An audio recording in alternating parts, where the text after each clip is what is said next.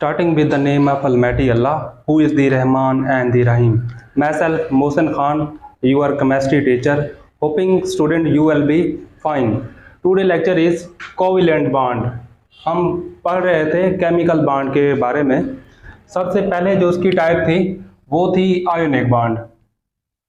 उसके बाद हमने देखा आयोनिक बॉन्ड के अंदर के जो एटम्स होते हैं पीरियोडिक टेबल में 15 से 17 तक के जो एलिमेंट्स थे, मेटल्स और नॉन मेटल्स जब आपस में रिएक्ट करती हैं तो उस नतीजे में हमारे पास जो बॉन्ड बनता है, एक केमिकल बॉन्ड बनता है, उसको हमने नाम दिया था आयोनिक बॉन्ड। जैसा कि नाम से ज़ाहिर है, आयोनिक मीन आयंस, कि एक मेटल अपने इलेक्ट्रॉन दे रही होती है तो दूसरी इलेक्ट्रॉन को एक्सेप्ट कर रही होती है।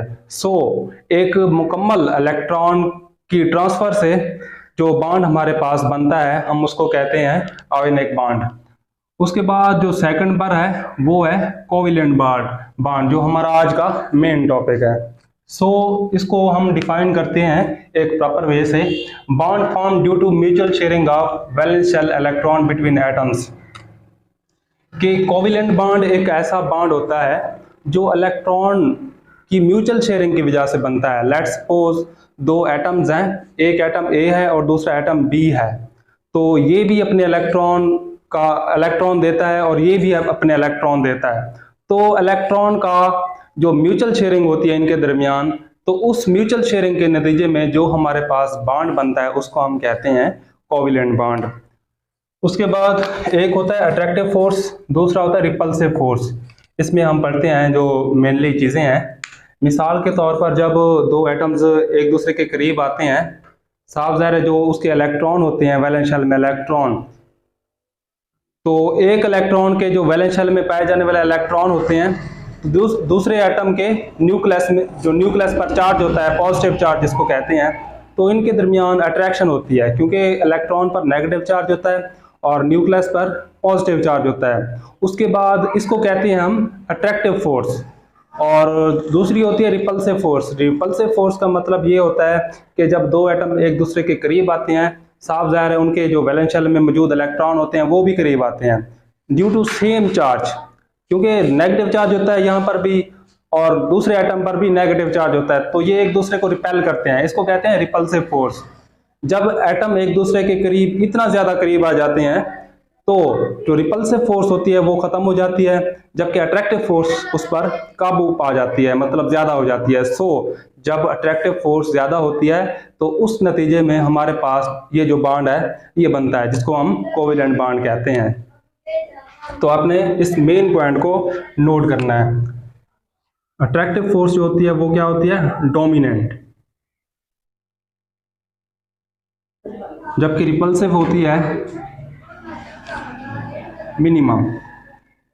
तो उस सूरत में हमारे पास केमिकल बॉन्ड बनता है जिसको कहते हैं कोवेलेंट बॉन्ड। तो आप इसको एक साइन से भी रिप्रेजेंट करते हैं, attractive force greater than repulsive force, then the bond is form, that is called covalent bond. इसके बाद हम इसकी टाइप्स की तरफ जाते हैं कोवेलेंट बॉन्ड की। सबसे जो पहली टाइप है वो है पहली टाइप सिंगल कोवेलेंट बॉन्ड।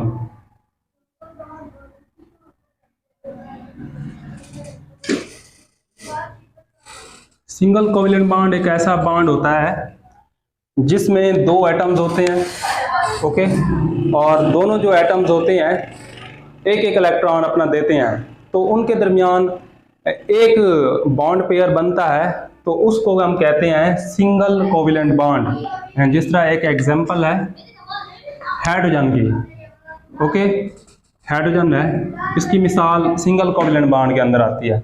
इसकी अगर हम इलेक्ट्रॉनिक कॉन्फ़िगरेशन करें तो हाइड्रोजन के जो वैलेंस शेल में, लास्ट वाले शेल में जो इलेक्ट्रॉन होते हैं वो 1 इलेक्ट्रॉन होता है, इस तरह होता है 1s1।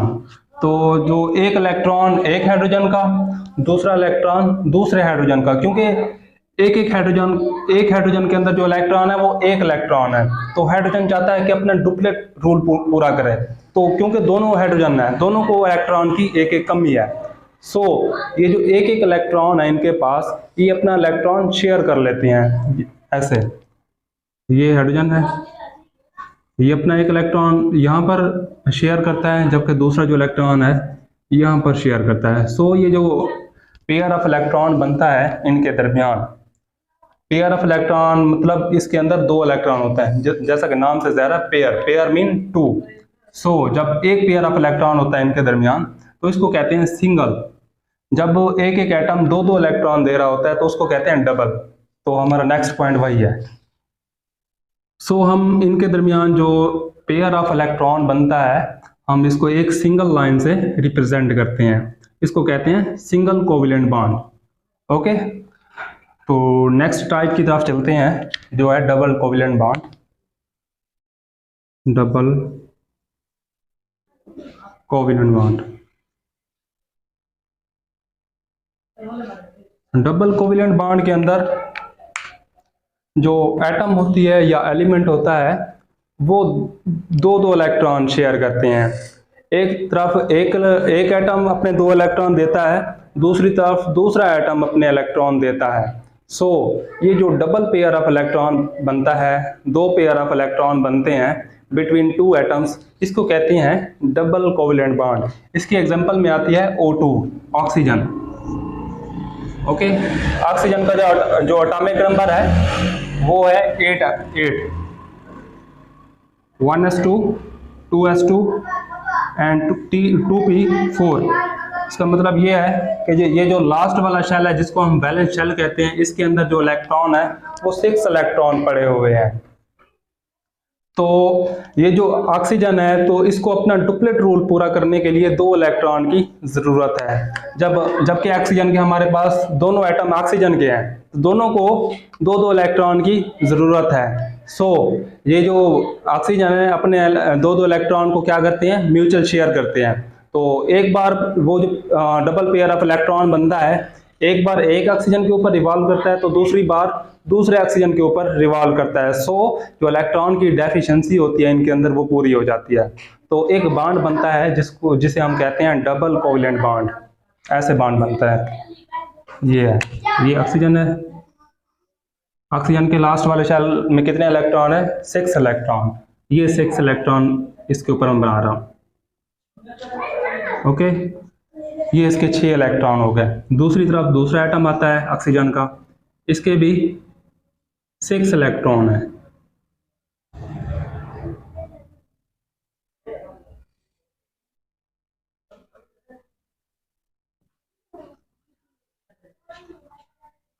तो आप यहां से देख सकते हैं कि ऑक्सीजन का जो एक एटम है वो अपने 2 इलेक्ट्रॉन दे रहा है, दूसरी तरफ दूसरा भी 2 इलेक्ट्रॉन दे रहा है।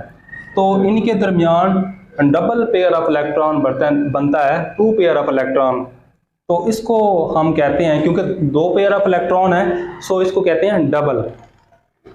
जब ये सारा पेयर इसके ऊपर से ऊपर रिवॉल्व करेगा तो ये टोटल बनते हैं 1 2 3 4 5 6 7 8, तो 8 इलेक्ट्रॉन बनते हैं। तो ये वाला डबल पेयर एक मरतबा इससे ऑक्सीजन के ऊपर घूमता है, सो इसके 8 इलेक्ट्रॉन पूरे हो जाते हैं। तो दूसरी मरतबा इसके ऊपर रिवॉल्व करता है तो दूसरे की भी इलेक्ट्रॉन की डेफिशिएंसी पूरी हो जाती है। तो इनके नतीजे में जो बॉन्ड बनता है उसको कहते हैं डबल कोवेलेंट बॉन्ड। लास्ट पर है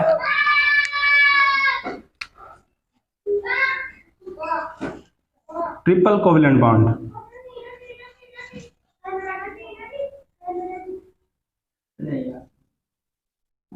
ट्रिपल जैसे कि नाम से ज़ाहिर है कि जो एक एटम होता है वो 3 इलेक्ट्रॉन देता है, जबकि दूसरी तरफ दूसरा एटम भी 3 इलेक्ट्रॉन देता है।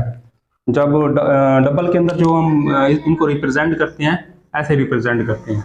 ओके, जबकि ट्रिपल के अंदर देखा जाए नाइट्रोजन की एग्जांपल आती है N2। ओके, N2 के अंदर जो लास्ट वाले वैलेंस शेल के अंदर जो इलेक्ट्रॉन होते हैं वो 5 होते हैं, 5 इलेक्ट्रॉन। ओके, ये 3 हो गए, ये 2 5, ये 5। तो हर नाइट्रोजन को 3 इलेक्ट्रॉन की ज़रूरत है। सो ये अपने इलेक्ट्रॉन को शेयर करते हैं। जब इलेक्ट्रॉन को शेयर करते हैं तो इनकी इलेक्ट्रॉन की डेफिशिएंसी पूरी हो जाती है, क्योंकि इन्होंने 3 इलेक्ट्रॉन रिलीज किए हैं, 3 इलेक्ट्रॉन म्यूचुअल शेयरिंग के अंदर अपने दिए हैं। सो इसको कहते हैं ट्रिपल कोवेलेंट बॉन्ड। तो इनके नतीजे में जो बॉन्ड बनता है वो ऐसे बनता है, नाइट्रोजन ट्रिपल बॉन्ड नाइट्रोजन, जो सिंपली हम इसको N2 से रिप्रेजेंट करते हैं। एक और मेन पॉइंट ये है कि पीरियोडिक टेबल के अंदर जो ग्रुप 13 के एलिमेंट्स हैं, ग्रुप 13 और ग्रुप 17 के एलिमेंट्स हैं, उनके दरमियान जब बांड बनता है तो उसको हम कोवेलेंट बांड कहते हैं। तो ये था हमारे पास आज का लेक्चर कोवेलेंट बांड के रिलेटेड। स्टूडेंट, आपसे एक रिक्वेस्ट है, अगर आप चैनल पर न्यू हैं तो चैनल को सब्सक्राइब कर दें और बेल आइकन को भी हिट कर दें ताकि हमारी आने वाली न्यू वीडियो आप तक पहुंचती रहे। थैंक यू, अल्लाह हाफिज़।